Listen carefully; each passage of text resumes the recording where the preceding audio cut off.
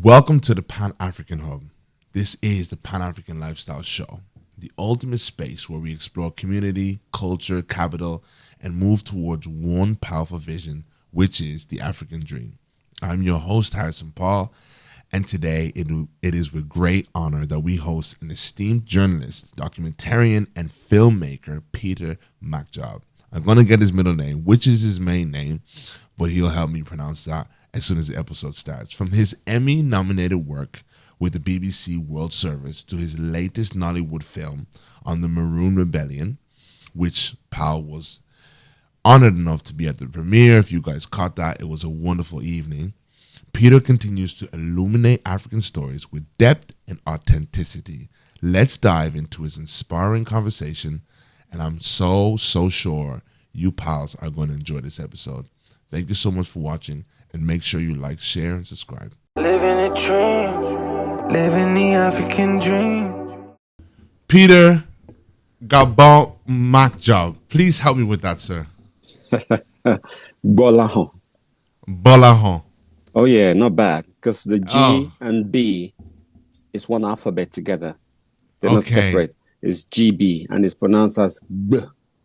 Gbolahan. I think it's so important that we... Brilliant. And you said it's Yoruba? It's Yoruba, yes. I think it's so important that as Africans, we all understand each other's languages and understand each other's cultures a lot better.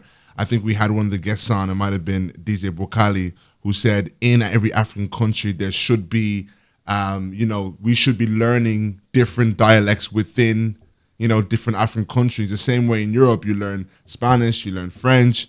Even if you're in England, you should be learning Yoruba and learning, Swahili, even if you're South African. Swahili. Exactly. So 1000%. It'll make us more familiar with each other. Do you know the meaning of Gbolahan? Please let me know. So the full name is Gbolahan, which means this child has displayed our wealth. So the backstory is when my mom was pregnant of me, my father was doing really well business-wise as a young man since we're working. So it's almost like this baby is bringing us some good luck. And then apparently when I was delivered, my mom said it was all legs, long arms, long legs, heart racing, me screaming my lungs off, head full of hair, like very vibrant. And my father was like, yeah, this is my G. And then it was like, this child is brought us wealth, something of that nature. Wow. So it's a name that I'm quite proud of. Yeah. Because and I'm so happy because I want to try and get a name throughout this, going to try and get it right throughout the show. We're going to get into that later, but I just really love the wisdom behind, African decisions. I think we're such a cultured people, and hearing the culture behind your name, we're just 2 minutes into the interview already is inspiring in itself. Sir, you are an Emmy-nominated journalist with BBC World Service, with the BBC World Service, and a documentarian also, and a filmmaker. Your latest work includes Nollywood film about the Maroon Rebellion, and you're just an all-round amazing storyteller. Thank you. I want to know where this journey began for you. That's a great question. So I've always been an entertainer. There's 6 of us, a family of 6, and we grew up in front of the telly. We watch a lot of TV, and there was a lot of things that you wanted to mimic. I was always drawn into performance and showbiz, news, current affairs, anything to do with the tube. I was always involved in that. And so when we watch things, when we watch a movie or we watch a comedy or cartoon, I'm the one that's recreating it for the entertainment of my sibling. And I remember there's a British sitcom called Some Mothers Do Have Them, by Michael Crawford. Frank Spencer was the character. I don't think there's anybody who makes Frank Spencer's impression like I do. And my siblings used to sit back and watch me do Frank Spencer impressions and just laugh their head off. So I've always been inclined to things like that. Right. And as I got older and decided what I was going to pursue in life, I knew I was going to go to the arts. and it was going to be journalism or theater, filmmaking. It's going to be along that line. So I did journalism, where I then developed a passion for storytelling, just writing a story and putting it out there for the rest of the world to listen or read or hear. And that's where that started.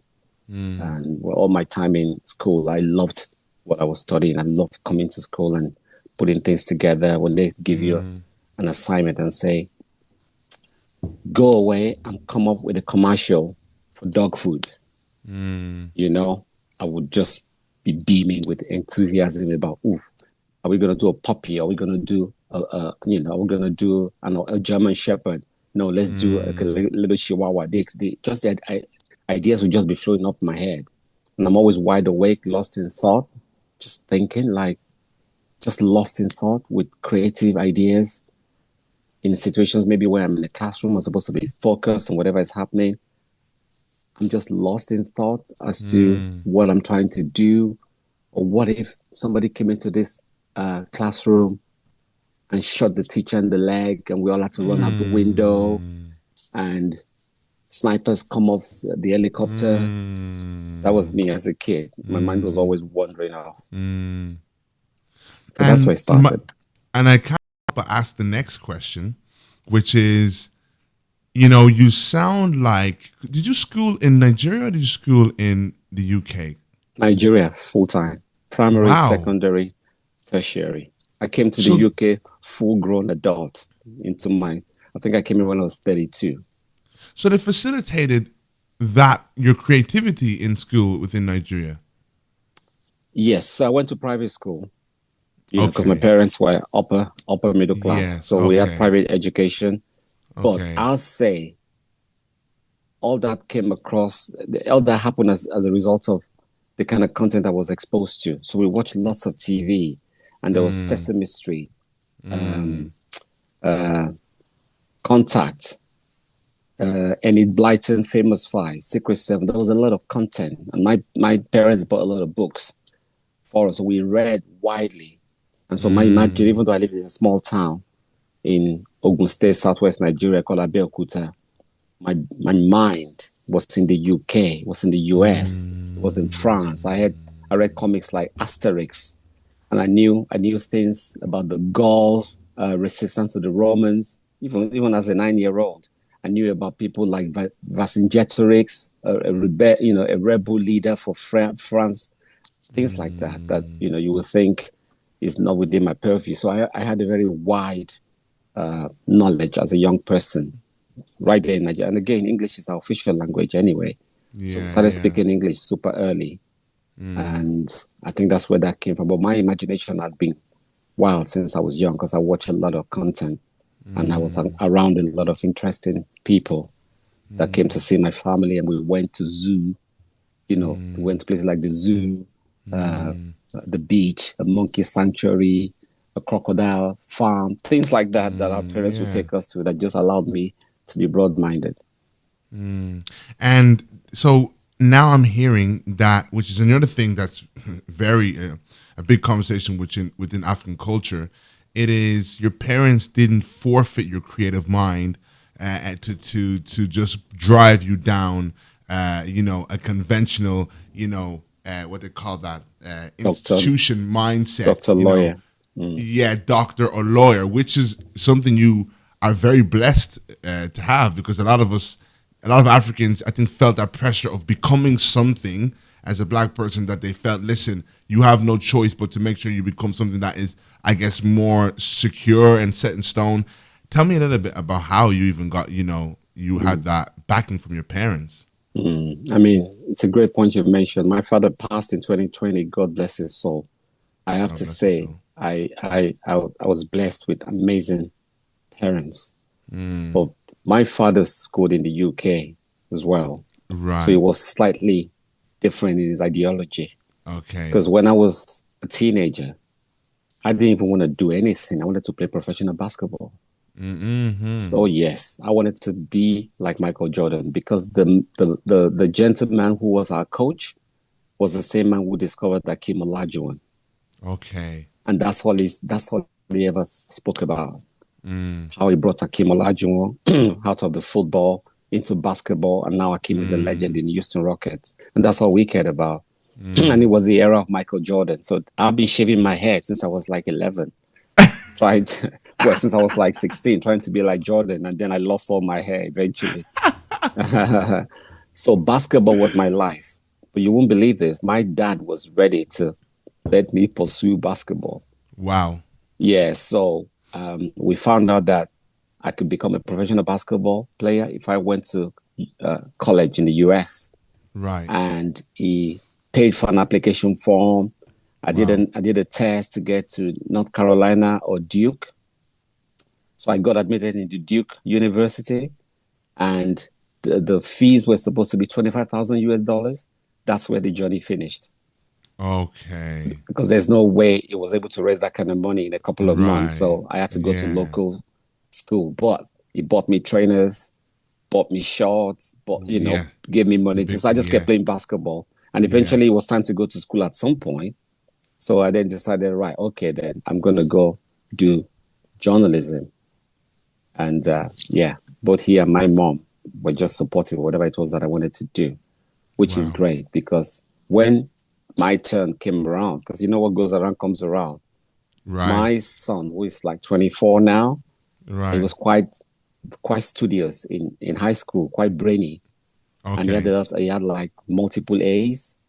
And the teachers were saying to me that he had the capacity to study medicine, to be a doctor. And I'm like, yep, that's doctor. You know, my son's going to be a doctor. So I was like pushing him. And he went, he was in college studying medicine. And I'm already like, excited. I'm going to be the future dad of a doctor. Until my son said to me, I hate this course. Wow. I hate it. It stresses the hell out of me. I cannot find any respite. I have to study all the time. Wow. I do not want to do it anymore. Wow. Just seeing the pain. I said, son, you don't have to do it. Wow. You go do whatever you want to do. Wow. And then he decided he wanted to do journalism. How the hell that happened, I have no idea. Talk about the universe playing tricks on you.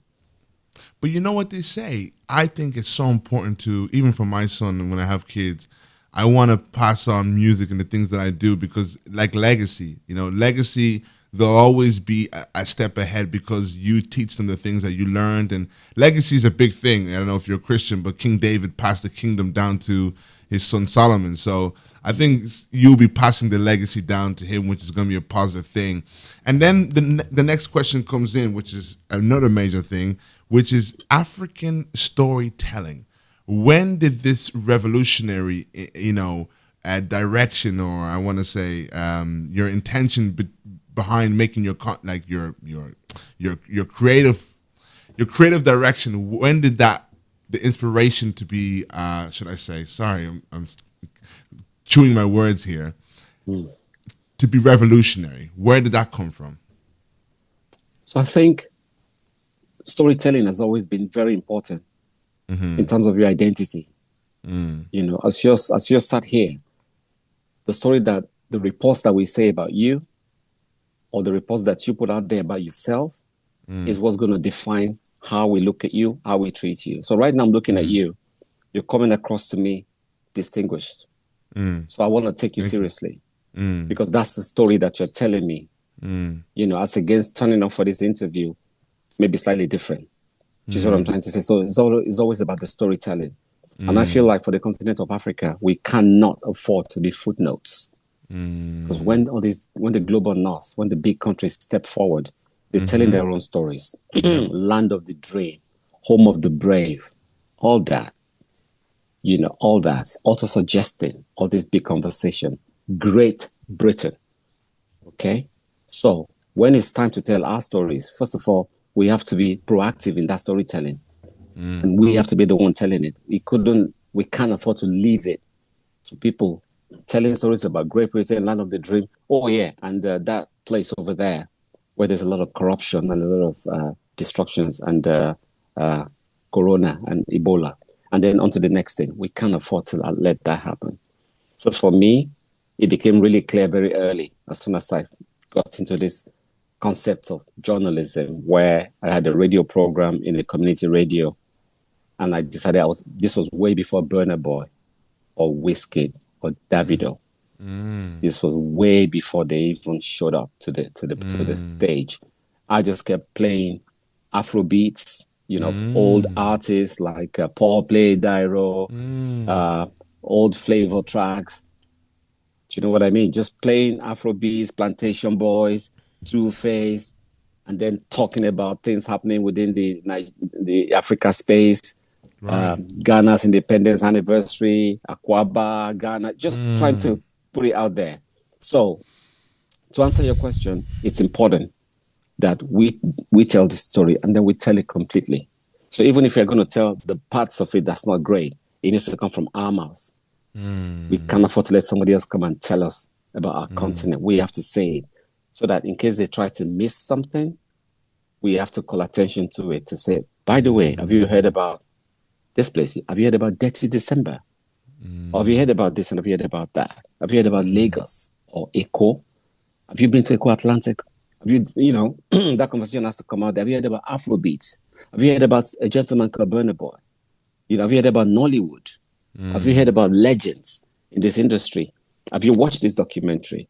These are the things that I feel like we should be doing because, and again, it's all about setting the agenda. What you put out there is what people will discuss. So it's our responsibility to proactively put those contents out there. And that's what's really fueling my storytelling in terms of the stories that I make, even the podcast that I made.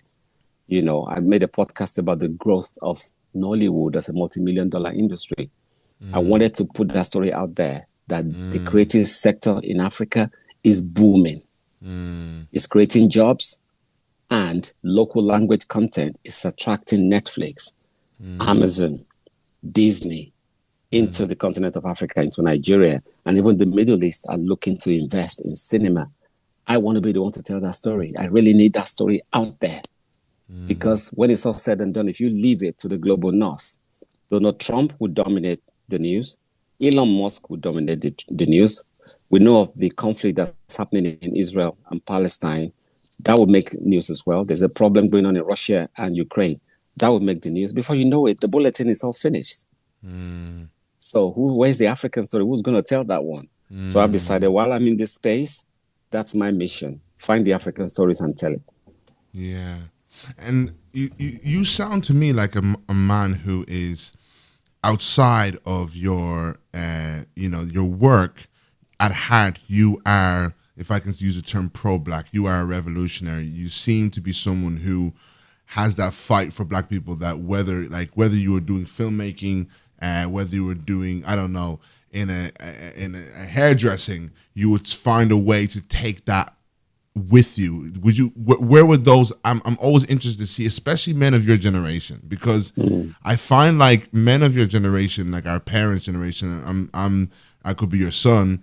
I think that like we spoke about the storytelling in the media and what the North, or whatever you'd say, the West, indoctrinated us to believe really began with our parents. So a lot of our parents pledged allegiance to the Queen. A lot of my grandfather did, my mother did. A lot of us, we really believe that the Western world, even our faith. Yes, even exactly. Our faith, to demonize African spirituality, because you alluded earlier that you're a Christian. That it just goes to show you the battle is real, and they're closer to home more than you think. So 1 minute we talk about the allegiance of the Queen, but if you look inward as well, there are parts of the scripture that feeds into this whole problem. Right. Yeah. So, but that's a conversation for another day. So you have a situation where African spirituality has been demonized. So you hear somebody say, "Oh, I'm voodoo or Ifa devotees, like blood of Jesus," right? But that's the spirituality of our ancestors, and you don't get to call it evil or demonize it. So historically, there's a lot that we need to unpack, but so that we don't miss the context of the question you've asked me, like where did this come from? I was like you, where we just grew up into taking what our parents have passed on to us. Right. But then I started to travel a lot as I got close to my 40. You might say midlife crisis. I just realized I've never been anywhere. So I started to travel. Eastern Europe, Greece, Athens, Ephesus, Corinth, Galatia. I started going to these places, Rome. And the further I went, the more I realized, like, I've been lied to, in some way, shape, or form. Because I saw people preserve their heritage. I went to Lithuania. It's one of the last pagan parts of Europe that embraced Christianity. I saw their pagan ways going side by side with their Christianity. So they built a church that used to be a shrine to some goddess, but they left the relics there out of respect. They haven't demonized it, but it looked like anything you see in any shrine in Ijebu, So I began to ask myself, like, there's some respect for heritage here. Why is all of mine completely demonized and rubbished? So I started to feel like I have a lot to do in terms of documentary making, and that became my thing, where I like to make documentaries. I made a story sometime last year, maybe 2 years ago, a community in Nigeria where 1 in every 6-7 person is a twin, like the twin capital of the world. You think that you're seeing double. Amazing community, and to be able to go there, meet the locals, interview twins, and then go to the local shrine where they say it's because we are deity of twins. That's why we have twins. That's what they believe in. But I had the opportunity of going there, of filming the priestesses, what they were, doing sacrifices to the twin. I just felt like, for me being an African, it's my job to tell this story. I don't want somebody from the US to come there and start almost, what's the word I'm looking for? Almost misrepresenting it, so to speak, where the nuance is missing. Because if you miss the nuance, there's a tendency to water it down. Yeah. But for me, since I'm part of that community, I was able to respect what I'm seeing and had the words to describe my experience. So I'm not sure whether I answered your question. You did answer that question. So I can see that it was actually middle age where it kind of a moment sparked for you after traveling, that you kind of said to yourself, listen, the revolutionary side of you began to spark. And that's what we find. And that's when we find ourselves then at your documentary, which is the film about the Maroon Rebellion, which is obviously huge about resistance and freedom. What was this like, bringing this story to life, and what inspired you then? When my children were young, I took them, because, because I grew up going to museums and things like that. It was a large part of me. So I took my children to Liverpool Slave Museum. It just felt like the thing that you would do. I've taken them to War Museum. Nice. I've taken them to a regular museum. I've taken them to the Science Museum. It's time to go to the Slave Museum. Right. So we go there, and I see this photograph of slaves without any clothes on. And they had Merry Christmas written on their chest. Wow. And the slave was sat on the chair, and, the slaves surrounded them. And it was a postcard that was going to be sent to England. And it gripped me. I remember just stopping there and just watching it, looking into the eyes of the guy. I'm thinking, oh, wow, incredible. Because, when you travel abroad, you want to have moments that you share with the people at home. Right. So I was thinking to myself, like, these guys, so they've been away, their friends and family are in the UK, but while they're in Badagry, they've done this, and they're going to send it back to the fellas in Brighton or Ipswich or wherever their families live. So that caught my attention, of course. So since then, it's been in my mind. And, when you watch all this film, I saw Roots, then I saw 12 Years a Slave, then I saw Django Unchained. I've always been, when I see these stories, Last King of Scotland, Wakanda, I've always been thinking to myself, these are amazing stories. Yeah. But the global north is still telling it. Yeah. Then you're going to hire Forrest Whitaker, brilliant actor, to act African roles. Right. No problem. I'm just thinking to myself, and we have Nollywood, Right. a huge film industry. Yeah. We need to start telling these big stories. And from the journalistic standpoint, we have incredible cult characters in Africa. You know, we had Mobutu Sese Seko. We had Abacha in Nigeria. You had the Diami, whose story had been told. You had the Rumble in the Jungle, where Ali Fraser fought each other in DR Congo. But you had people in DR Congo who were there. It wasn't just Ali and Fraser that came there. I mean, Ali and Foreman. People live in that community. Their story will be interesting. So I'm thinking to myself, imagine a story about a man who walked Muhammad Ali's corner, a Congolese man who was recruited to be Muhammad Ali's cutman or Muhammad Ali's waterman during the Rumble in the Jungle. What a brilliant way to tell that story from the DR Congo standpoint, you know? So these were thoughts that were coming to my head about the need to start taking the storytelling seriously. So as soon as I came to the frame of mind that I will do this someday. Of course, slave rebellion, slave story has always been in my mind. But all those ones I listed to you, I felt like I didn't like the fact that they were slightly pathetic, apart from Django.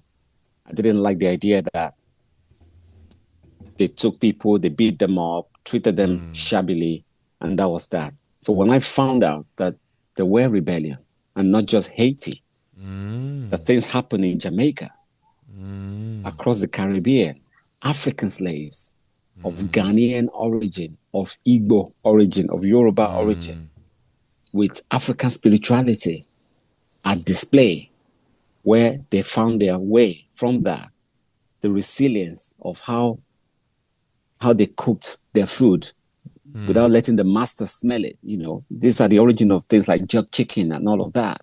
And I'm thinking, these stories have to come out. These stories have to come out. You know, we can't have to go read to hear this. Right. You know, we can see everything else on our screen, on YouTube. Right. This one, we have to go to the library and encyclopedia to know about the community of African slaves that actually fought back. I just love the idea that people were like, enough. Yeah. And had to go. And the fact that Britain came to a truce with slaves. I'm like, no way. You have got to be kidding me. This is the kind of stories that we need out there. Yeah. That's what led to that. I was just tunnel vision, like I will tell this story if it kills me. Wow. And, you know, hearing you and hearing your just the way your revolutionary mind, I love that kind of fight within the mind. It has me thinking, you know, working with a big, you know, company, obviously this has shaped how you storytell, and it is there may be challenge that you face within being a part of such a big institution. Can you fill us in about firstly how it has shaped, you know, your approach, and then maybe some of the challenges you may face in that process? When you talk about industry best practice, it's second to none. Okay. Because I know where I was, skill-wise, editorial knowledge-wise, to where I am now. You know, so it gives you that breeding ground because there's a lot of quality around you. So you have no choice, it will rub on you. So that helped me in terms of how do you tell a story? How do you write a story? We call something top line. What's the top line? Why are we here? Yeah. This is the story. Okay, good. What's the context? We need something to make us understand the bigger picture here. This is the context. Great. Now, how do we end this? We need a strong end. So those training helped me with the storytelling, but also because it's such a huge organization with so much moving parts. Yeah. When I go to work and I switch my computer on and I look at my email, when colleagues of mine, you know, correspondents from Ghana, DR Congo, Gambia, when they send their prospects in to look at the story they're telling, I feel like I'm watching a catalog of movies. Incredible, intriguing content, but it's real life. Right. It's real life. So when they write those prospects out and I read them, my imagination just start going mad. So that's helped me a great deal.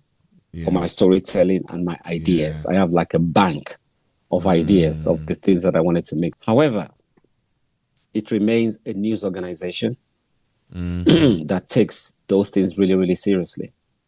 So where the challenge comes in now is the conflict of interest, where as a journalist, the core calling is to report the facts, which is what I'm trying to say. You are not expected to opinionate or editorialize. Just say what's happened and do not be a part of the story. Because it's not about you.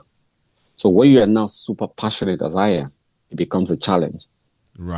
You know, but that's not really hard because when you're a professional, you can just do what needs to be done. You do your job and you keep it moving. There are things you're not supposed to say, whether it's your own opinion or not. When you work for an organization like that, there are things that's not supposed to be coming out of your mouth. So you really have to know how to conduct yourself. So that's super easy. Let me tell you the biggest challenge for me when it comes to the stories that we tell. Right? Because at the end of the day, is the audience. The biggest challenge, the stories. Right? The stories. So, if something happens in the US, because of the number, we need to report it. So that'll make the bulletin. Okay? But when it's time to report on African stories, you feel like you have to work extra hard because you cannot get the guests. So when it's time to speak for Africa, you cannot get these politicians. You cannot get them. You cannot get the guys that work for them, that are supposed to be looking after them and protecting them. Well, not protecting them, you know, working for them. So when you say there's news about Ghana's economy, or there's news about Zimbabwe, we need to speak to the minister. You can't find the minister. You can't find him. You can't get, so, which becomes a problem because this is an opportunity to say good things, but they're busy. However, if there's a corruption issue, we don't need you. We'll report the news without you. So when you have a chance to be a part of your narrative, you have to take it up. That's not the time to be looking for you. I find that incredibly frustrating. As an African, as somebody who wants to tell solution journalism, and it's still within my purview without breaking any laws within the organization, because at the end of the day, we agree that we need to tell positive stories about Africa because there's a lot of negative stories in Africa. However, there's pockets, there's hidden gems. When it's time to tell that story, we need you. Whoever you are, the minister, the CEO, the bank MD, you cannot find them. You cannot find them. This financial institution has just donated this amount of money. They just built this amazing structure in Abuja. You cannot find them. Why? Where are you? Let's have this conversation.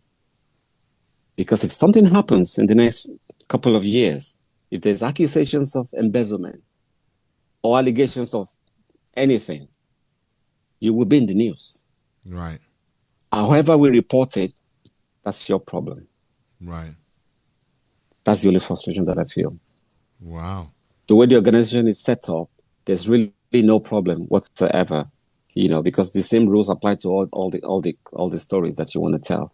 Once there's an audience and there's a guest and there's the editorial justification for why you're telling the story, it's good to go.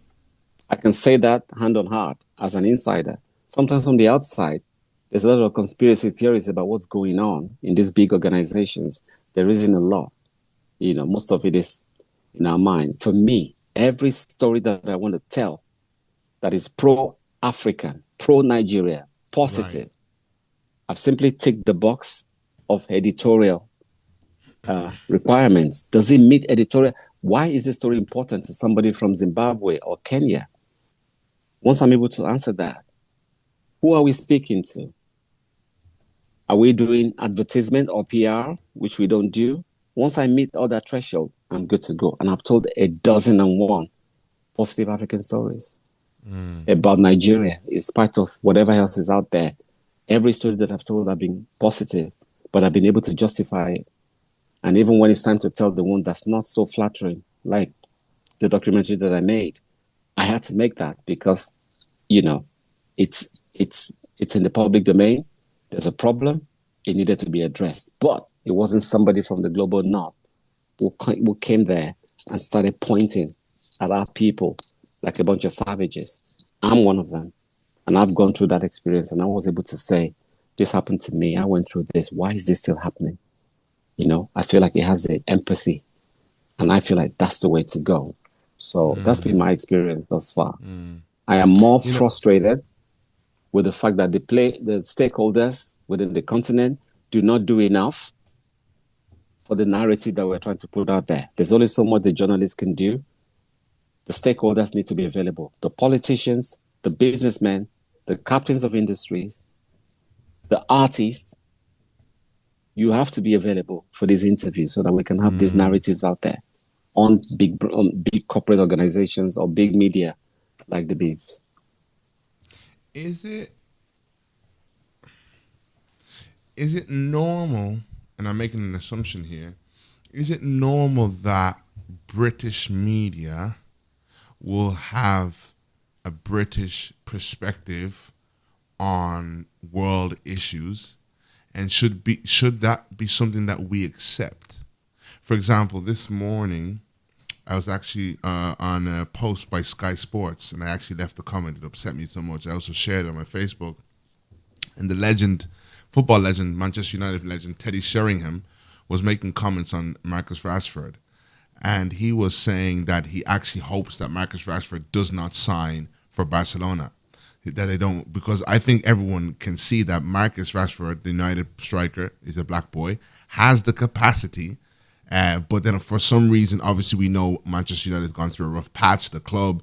So there is a possibility that a club can see the potential in Marcus, a bigger club like Barcelona, and say, you know what? We're going to take the risk because we don't know if the way he was playing was due to the fact the club was undergoing so much, I want to say, instability, or because Marcus was not really a good enough player. So out of a hope to cut his wings, he goes on Sky Sports and says, I hope Barcelona don't sign him, which I just thought was like really, really biased and just Who said that?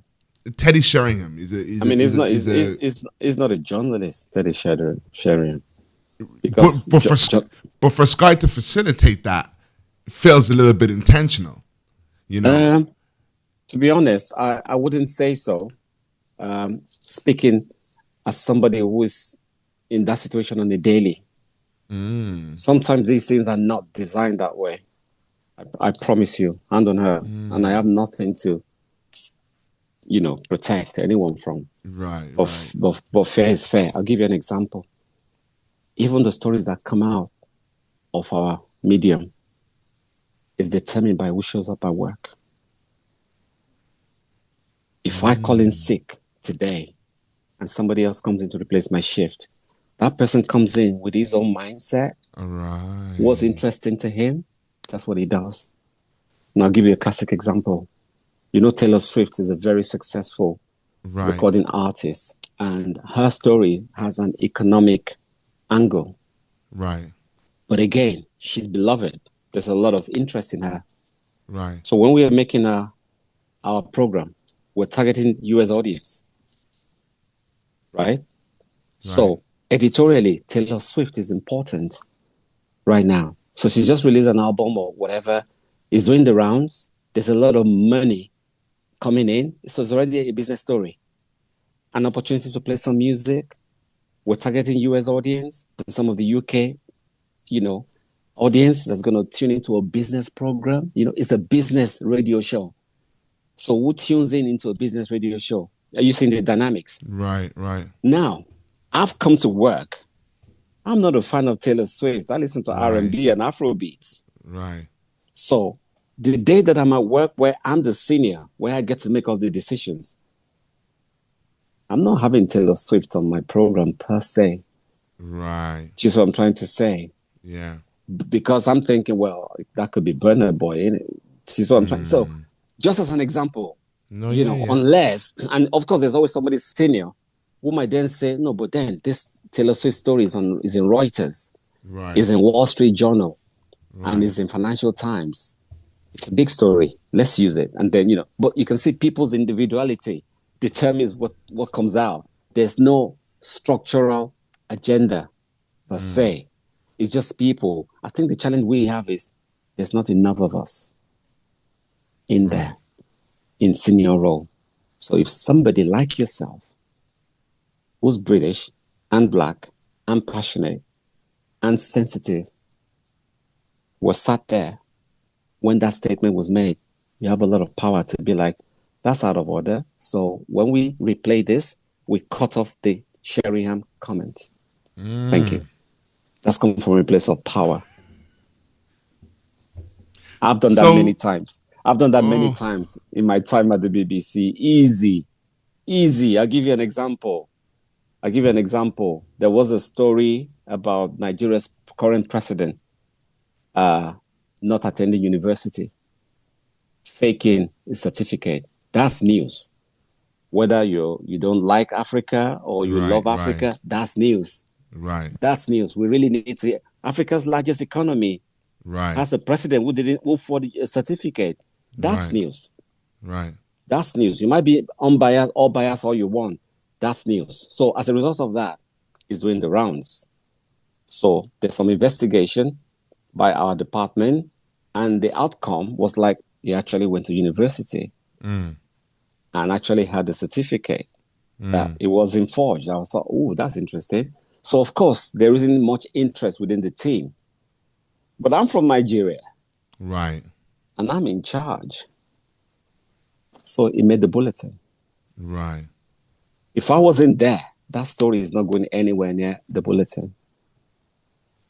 So you can see people's interest within limits, obviously. Yes. But the bottom line is, it was in the bulletins. It was, we have something where all our stories come. Then you pick. So you already made it to the shopping list. Yes. It then becomes a case of which one are you feeling, and it varies day by day. Sometimes you get it right, sometimes you don't. But you have that right as a journalist in whatever capacity you are on that day, whether you're the senior or there's somebody ahead of you. We have this conversation back and forth where we argue as to what we're going to, we're not going to run this. We already ran this yesterday. Why are we running this today? I think this one is the stronger story. No, I disagree. I think Elon Musk is the story. No, I think it's Trump. We do this all the time. So, whereas somebody has the last word. So on a day like this, I was like, I fancy a bit of Nigeria in my bulletin today, actually. And I made that call. And that's the only thing that we need to do. There needs to be more of us. And here you are. You're already taking your step. Where you have your podcast, where you control the narrative that comes out of that microphone. Wow. And everything that comes out of this page. That's your call. As against sitting back and not doing anything. When I chose to make a Reke movie, after years of complaining of if they're gonna do a DME story, they should at least hire RMD. Why bring Forest Whitaker to do a DME? All that stuff. When I made my film, I made sure I hired the people that I wanted to hire and told it how I want to tell it. And I think that's what we need to do. Wow. So then you kind of answered the question in the sense where it's like, okay, it is normal to get, global news, and we can expect it being told through a British lens. And sometimes you may feel on the receiving end that leans towards how they would view it, which is, I guess, can be a little bit lenient. Let me quickly come in. And that's not to exonerate anyone. Because at the end of the day, you also need to be culturally sensitive. Right. But I think once that mic is switched on and those cameras are in front of you, the tendency to just keep waffling is high. And when you haven't got the training, I don't know what sort of education Teddy Sheringham has either. I think there's a tendency to just, they do tend to put their feet in it. Right. I totally get what you mean, and that's the thing about it. I always said, I feel in general, I think some guy said this before, it's like, we have the difference between how Jack Grealish, who's another British player, who was bought at a high price, and plays for Manchester City, how he was a massive letdown for his club, and how there's been images of him stumbling out of clubs at night. And not that I have anything against him personally, but then, you know, that's news that everyone finds not so interesting. They may report it, but there seems to be a unison in, oh, John, funny old Jack again, just being Jack. Boys will be boys. And then there's something about Rash when he stumbles out, or he not even stumbling out of a bar. Yeah. You know what I mean? Yeah, when he's seen going to a boxing match. They go here. Right. Where it's like, here goes Rashford again, you know, and there seems to be this tone that across the board. So we can't necessarily blame them for not writing about their darling Jack, how we want them to write about, you know, how they write about Rashford. And we have to kind of expect that. And we kind of have to then, I guess this is where Pan-Africanism takes, you know, a huge role in each of our lives, because once we take Pan-Africanism seriously as individuals, like yourself, we take them into our success in these roles. Everywhere we go, we take it with us. Yeah. We will take it with us. And the guys on the receiving end, they need to do their bit as well. Because if PAL TV reaches out to Rash's handlers, would they honor this opportunity to come down and sit next to Rash? Would they give you that audience? So if you're not willing to do your bit, you live with whatever you face. That's one of my favorite things ever. Ever. Before you blame people, you need to look inwards. Have you done enough? Oh, I love that so much. You know why? Because it touches on a topic of like how when you get called for the Grammys or the Oscars, sometimes when we know some places are biased, when we get called from, it's something that we come up suit and tie. But when you're getting called for that black media company that's trying to come up off the ground, it's like, I don't know. The first time you messaged me, of course I Googled, I saw who you are, and was ready to go. I actually even had a haircut because I wanted to look decent.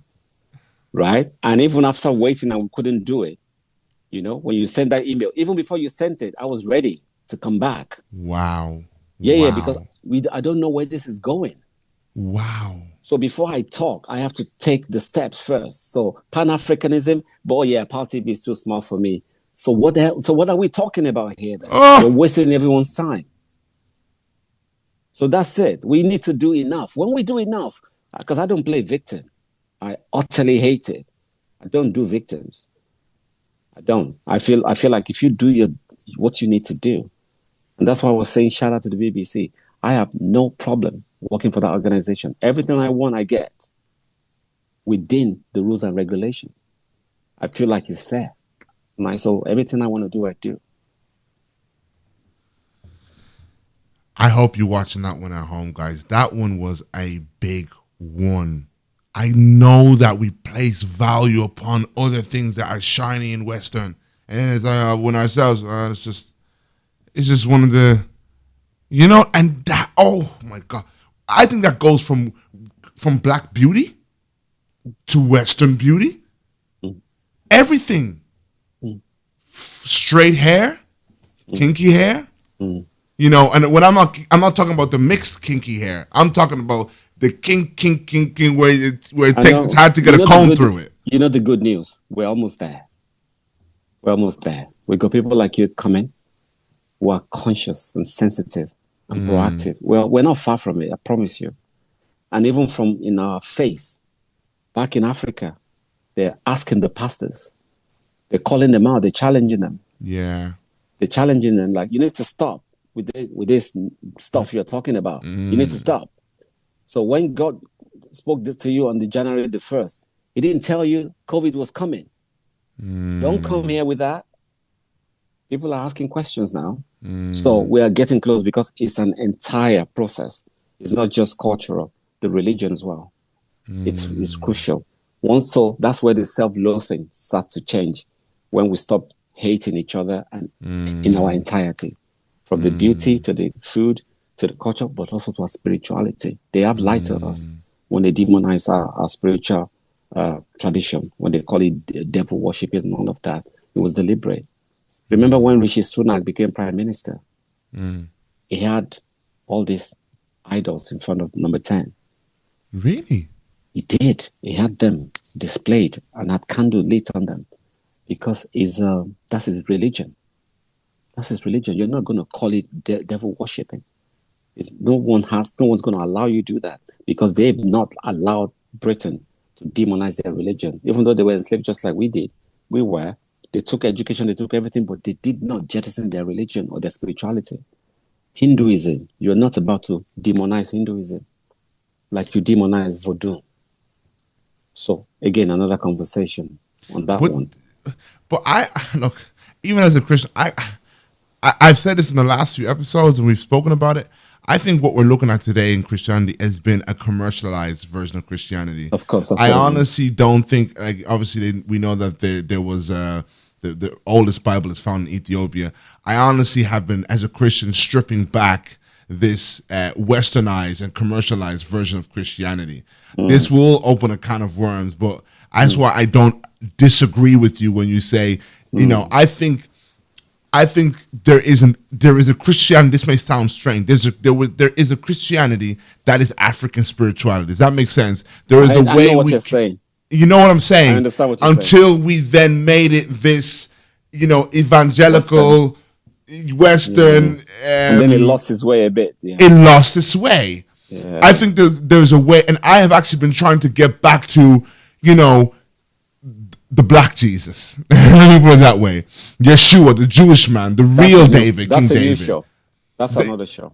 That's another show, isn't it? So yes. That's why I never disagree with you. And I'm glad I got to clarify that, because I know a lot of Christians would be like, "Hey, you're a Christian, you disagree with that?" Yeah, because I actually think that what we're looking at now, the one that believes, sorry, I'm on our show. I'm not on the BBC. The one that believes that Israel is there is the original Jews. I think the Israelites were African people, but then we're not gonna talk about.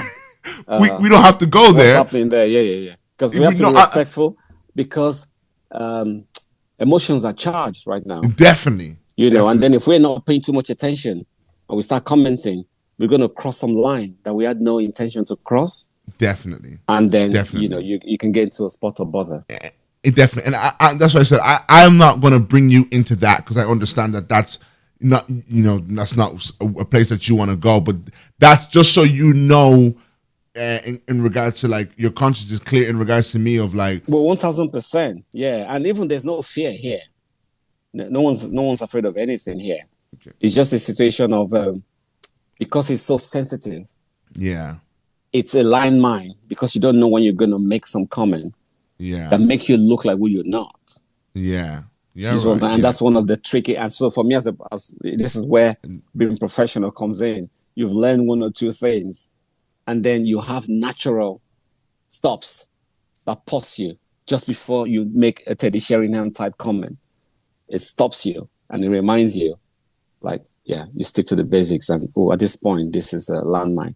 Let's stay on our island, and then we can keep it going. Now, can I tell you something, sir? It's so funny you just said this, because I was actually thinking this today, this morning, right?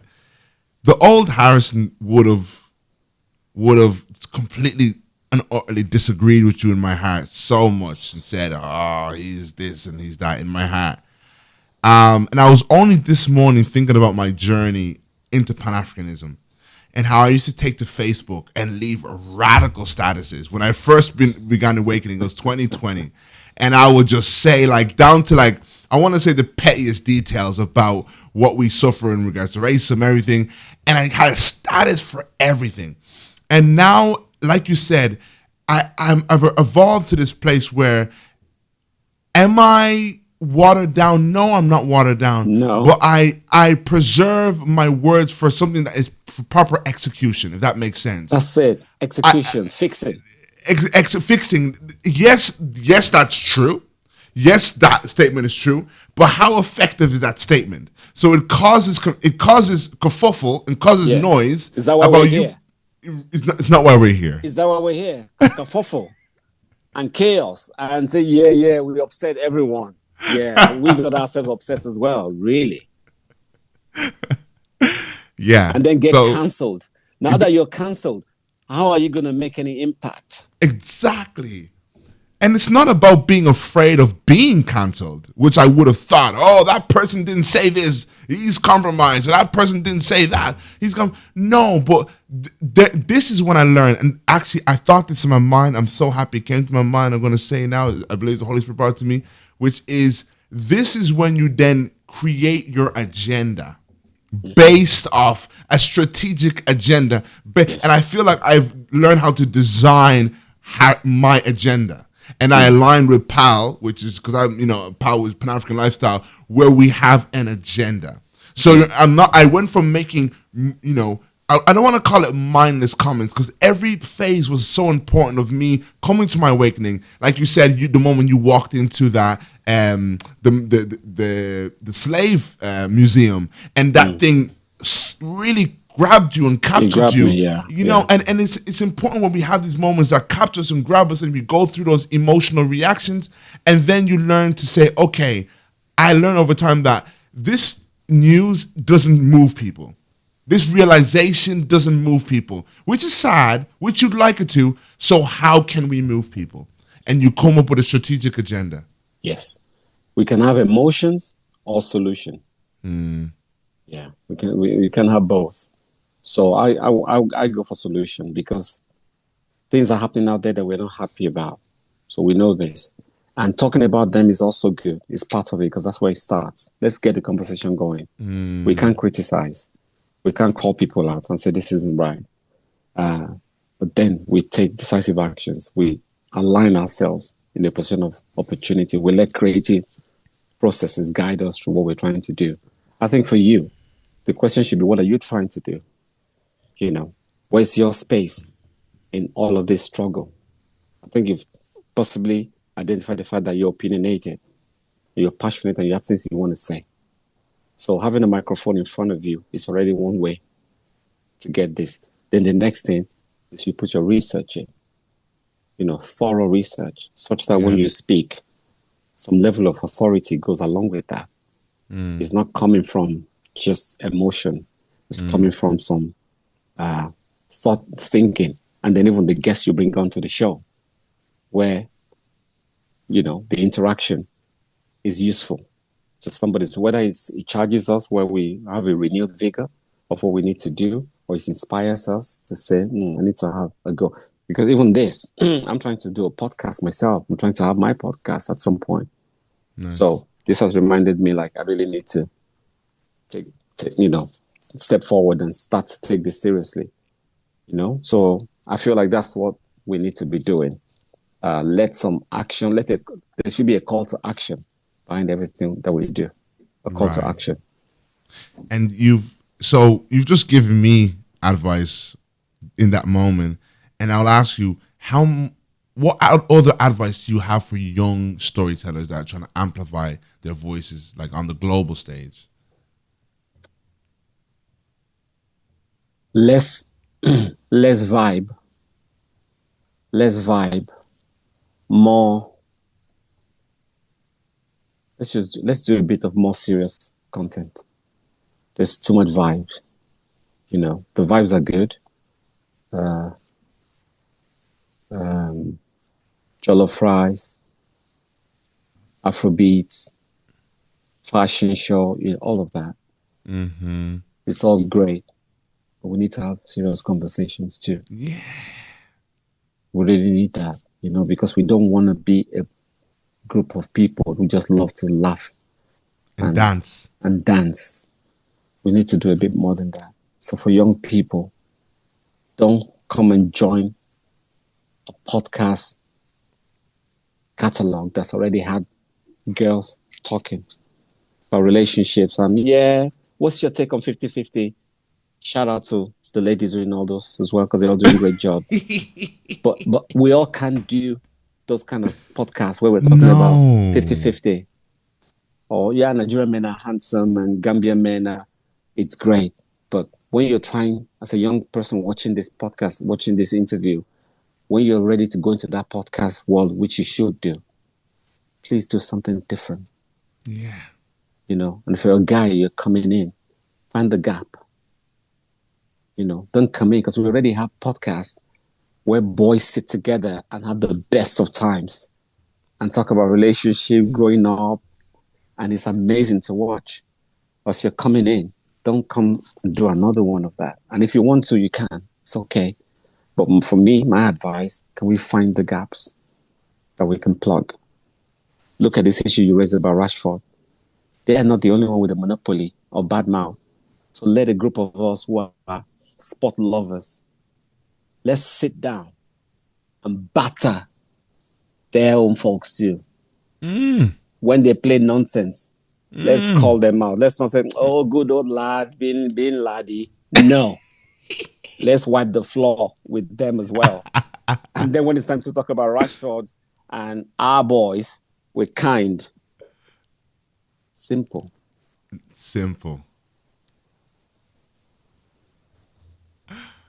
I was going to ask you the question of a Pan-African lifestyle. You know, how important is it to live a Pan-African lifestyle, and what does that mean to you? And I think you just said it there, because it's like the problem is that we don't have a Pan-Africanist youth who are living a Pan-African lifestyle, if that makes sense.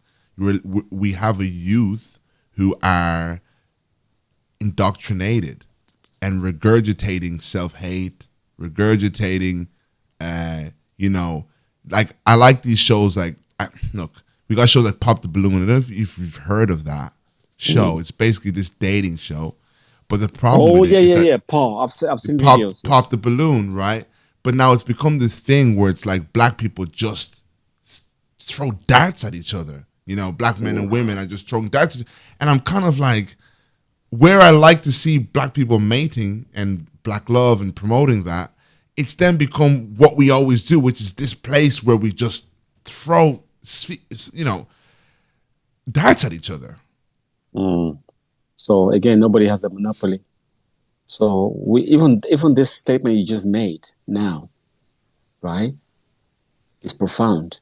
And I feel like we can have a show where this is what it's all about, where we're policing content and we're talking about it. You know, because when you go out there, there's so much to watch. And if there's anything that we're watching that's not right, we need to start also putting because again, it's the algorithm, isn't it? They're all digital footprints. So if there's a lot of that, it's coming to your feed. But if there's bits and pieces like this as well, that's interesting, that's fun, that's creative, that's powerful, we put that out there as well. And we kind of dilute it, so to speak. I think at the end of the day, it's all about how badly do we want this. The changes that we're trying to accomplish, how badly do we want it? How can we align with like-minded people to make sure that we're making the effort? I realize that the film industry is very big, which is Nollywood. And I just thought I'm going to start there, get some notoriety, because there's only so much you can do. So I thought, well, within the film industry, I can make the kind of films that I want to make. It can get me into places that I need to get to.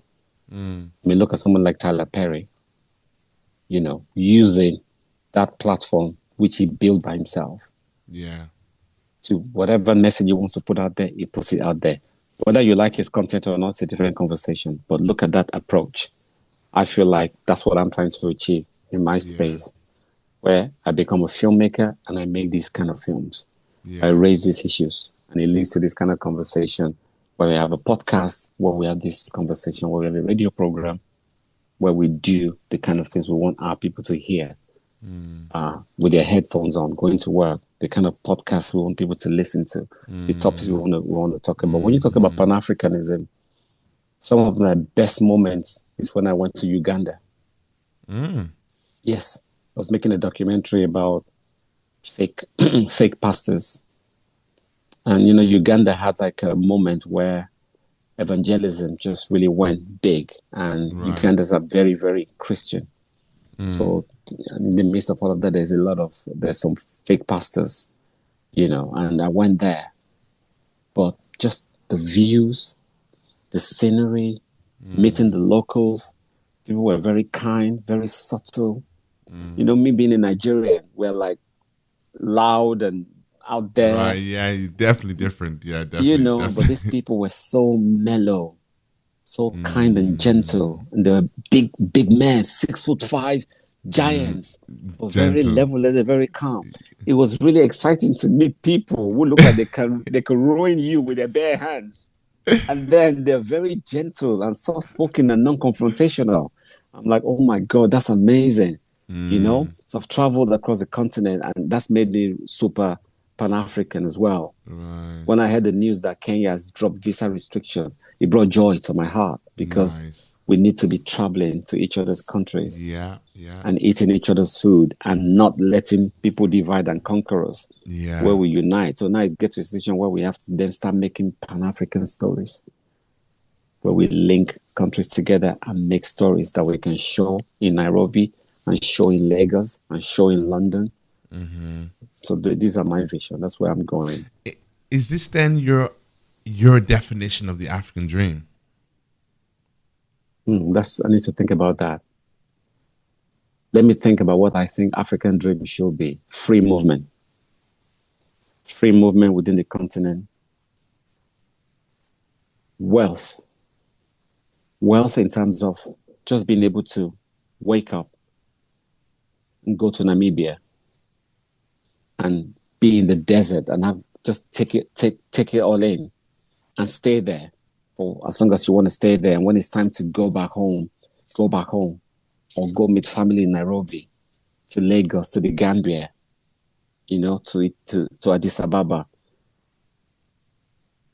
where we make movies, we make music, we do fashion shows, right? We do businesses together. I think for me that would be the African dream, where there's no restrictions.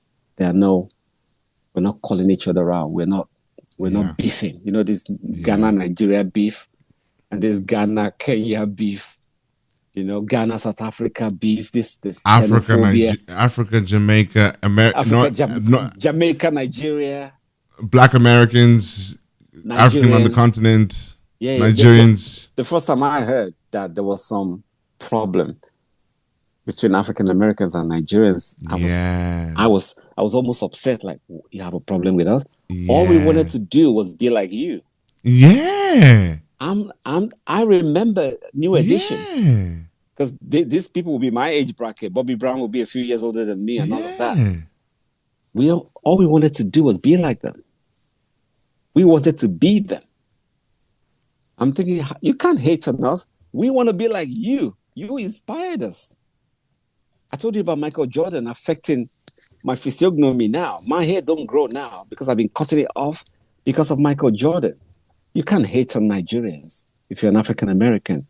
We see ourselves in you. You should see yourselves in us. Yeah. So there's no room for these fights and this beef.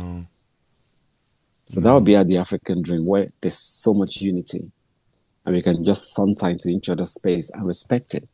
Because that's another news entirely now. There's a lot of people feeling disrespected when other people come into their country and they accuse us of ruining it for them. Yeah. And not respecting the local, etc. So there's a lot of work that we need to do. Again, I just say you start here. Yeah. Once we do what we need to do, the rest is not too difficult. Sir, help me get the name again. Gbolahan? Gbolahan? Yes, that's it. You got it. I'm trying my best. Where are you from? I need to take a trip to Nigeria. Where are you from? Well, I'm Zimbabwean Congolese. Oh, nice. That's an interesting combination. It is an interesting mix. Zimbabweans and Nigerians are very similar. Really? Yeah, we're very similar. I'll tell you the similarities. Go.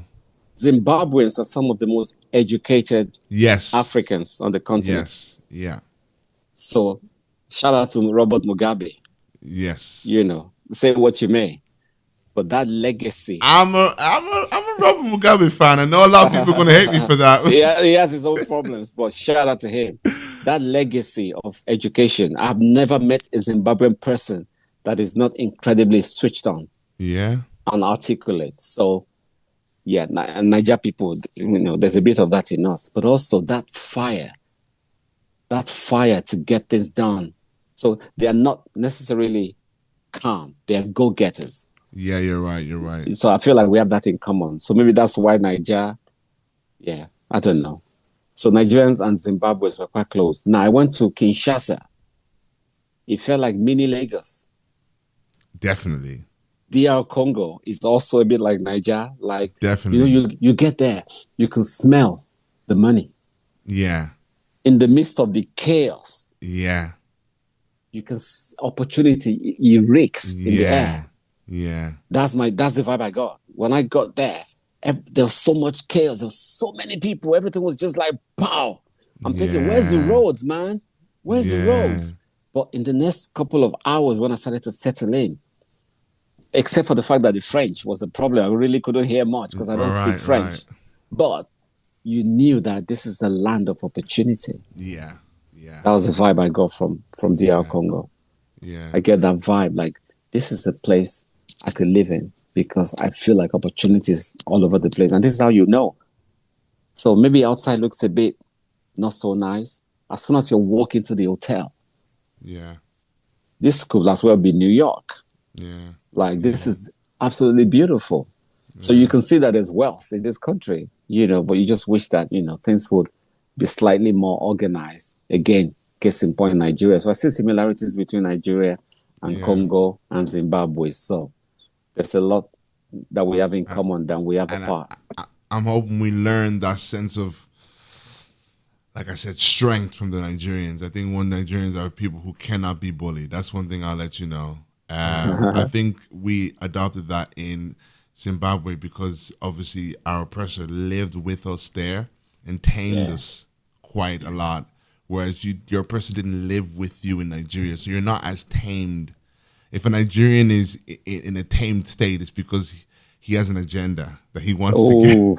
You hit the nail spot on. So you see a Nigerian man calm. Yeah, like this. Don't be too confident. don't get he's waiting for his moment. He's waiting for his moment, and he'll devour. Whereas with us, there's that sense of we really like you said, just maybe a little bit more of a colonized mindset. But we'll get through it. Sir, I just want to say thank you so much on behalf of the pals, on behalf of Pan-African Lifestyle, the show, and even the viewers, for giving such an informative and inspiring conversation. Also, thank you for what you're doing on the ground for changing and shifting the narrative. We need it. As a young man today, I've learned something massively that I'm taking with me, that I'm going to apply, that I'll sit up tonight thinking and connecting it to moments where I can do it in my life and whatnot. And it's just been a very, very informative phone call, or should I say interview. It felt like a phone call. It felt like a very, very personal phone call. So honestly, thank you so much for giving us your time. Pardon? I said like an uncle moment. An uncle. I love these uncle moments. That's what I love. I love to sit and there was a saying about. I was just speaking to a Nigerian lady who's doing a garment for me. Actually, that's going to be the main uniform I'm going to start wearing for the show. But she said I don't know if it's in Yoruba or Igbo, but there's a saying about for someone who likes to sit by elders, and he sits at the floor at the feet of an elder, and they call him something. And she said that about me because she was giving me a long speech. She goes, in my country we call you this. I forget the term it was, but basically it's probably Igbo. It's probably Igbo. It's probably Igbo. It sounds like an Igbo cultural moment. Yeah, definitely. But I thank you so much, and continue to do the work that you are doing. And hopefully, one day I get to show up as an actor in one of your movies. That would be a huge... Just ask now, and it shall be yours. I'm asking you right now. You got to come. Consider it done. Ireke has a sequel. So it's on record now. You have an opportunity to audition for some of the good roles. Wow, how exciting is that? I will audition. You know what? My mom always says you gotta do acting, but I've never really had an interest. The funny thing is, due to the fact that I know that you're gonna do something that is for the people, I'm like, that's where the heart for it is coming from. So I'm kind of like, let's go, let's do it, let me be a part of something that's historical. Like, so I will be auditioning. and I'll bring my best game. Thank you so much, sir. God bless you, honestly. Thank you so much. Thank you so much. It's a pleasure. And I just want to say, keep doing what you're doing. It's a step in the right direction. We just need to start. We figure it out as we go along. Yeah. Thank you so much. Thank you. Please make sure you like, share, and subscribe to get more content like this. Living a dream, living the African dream.